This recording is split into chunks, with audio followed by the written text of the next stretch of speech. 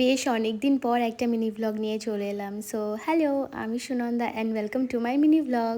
যারা আমার ভিডিও দেখো তারা এতদিনে হয়তো জেনে গেছো যে আমি মাঝখানে ঘুরতে গেছিলাম, একটু রিফ্রেশমেন্টের জন্য গেছিলাম, কিন্তু আমার লেনেকে দেনে পড়ে গেছিলো। আমি বাড়ি আসার পর আমার এত শরীর খারাপ হয়েছিল, মানে আমার এখনও আওয়াজ শুনলে বুঝতে পারবে আমার ঠান্ডা লেগে আছে, আর তার সঙ্গে জ্বর তো আছেই। তো যাই হোক, এখন আমি অনেকটাই ভালো আছি। এরকম ঘুরতে গেলে একটু আধটু তো হয়েই থাকে আর কি।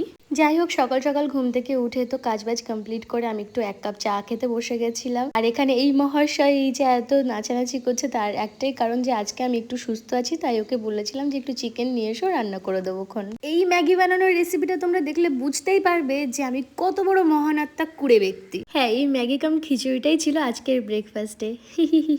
আর এদিকে আমার পতিদেব, ওনাকে ভালো মন্দ খাবারের ক্ষেত্রে একটা আনতে বললে 10টা জিনিস নিয়ে আসে। আবার নাকি উনি রোগা হওয়ার জন্য ডায়েট প্ল্যান করছেন। আর এদিকে আমার বিড়ালগুলোরও এক এক সপ্তাহে এক এক রকম মাছ ট্রাই করতে হয়। যাই হোক, এই লোটে আর পাবদা মাছটা ওদের জন্য নয়, ওদের জন্য খয়রা মাছটা আনা হয়েছে।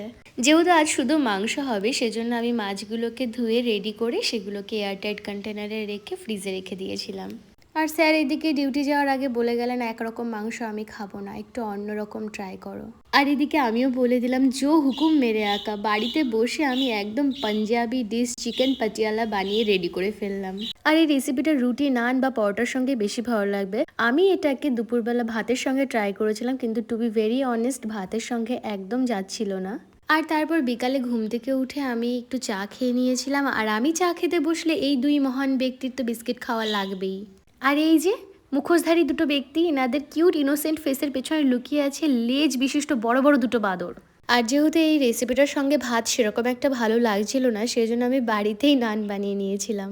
যেহেতু ফার্স্ট টাইম বানাচ্ছিলাম, একটু ভয় ভয় লাগছিল যে জানি না কেমন হবে। তো আমি ফার্স্ট টাইম বাড়িতে তাওয়া নান বানিয়েছিলাম। তো এটা আমি ভাবতেও পারিনি যে এত সুন্দর হবে আর এত সফট হবে।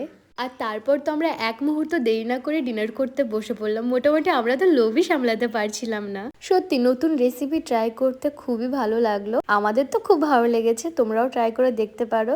আর এইভাবেই মজা করতে করতে কাটলো আজকের দিনটা। সো আজকের মতো এই পর্যন্তই, আবার দেখা হচ্ছে নেক্সট একটা ভিডিওতে। And if you guys like my video then do subscribe my channel. By.